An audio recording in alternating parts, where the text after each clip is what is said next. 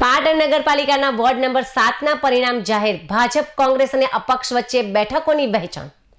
હરેશકુમાર ઠક્કર 2595 મતો સાથે સૌથી વધુ મતે વિજેતા। પછાત વર્ગ સ્ત્રી બેઠક પર અપક્ષનો કબજો। તેમજ પાટણ નગરપાલિકાની ચૂંટણીના જાહેર થયેલા પરિણામોમાં વોર્ડ નંબર 7માં રસાકસી ભર્યો જંગ જોવા મળ્યો છે।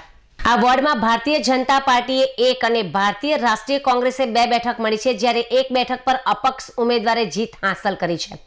પાટણ નગરપાલિકા ચૂંટણીના વોર્ડ નંબર 7ના આખરી પરિણામ પત્રક મુજબ કુલ 19,557 મતોનું મતદાન થયું હતું, જેમાંથી 19,556 મતો માન્ય ઠર્યા હતા અને 1 મત અમાન્ય જાહેર કરાયો હતો। નોટામાં 74 મતો નોંધાયા હતા।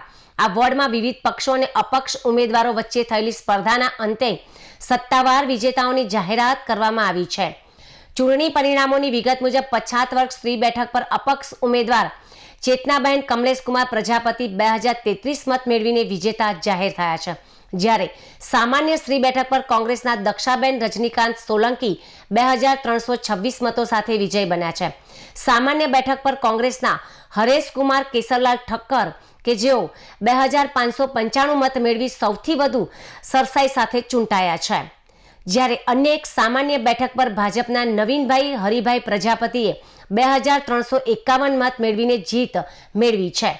અન્ય ઉમેદવારોના પ્રદર્શનમાં ભાજપના જિજ્ઞાસાબેન શ્રીમાળીએ 1868, જ્યારે રાકેશભાઈ પટેલે 1938 અને હેતલબેન પ્રજાપતિએ 1844 મતો મળ્યા હતા। કોંગ્રેસના સુરેશભાઈ પટેલને 2306 અને હસુમતીબેન પ્રજાપતિને 1887 મતો પ્રાપ્ત થયા હતા।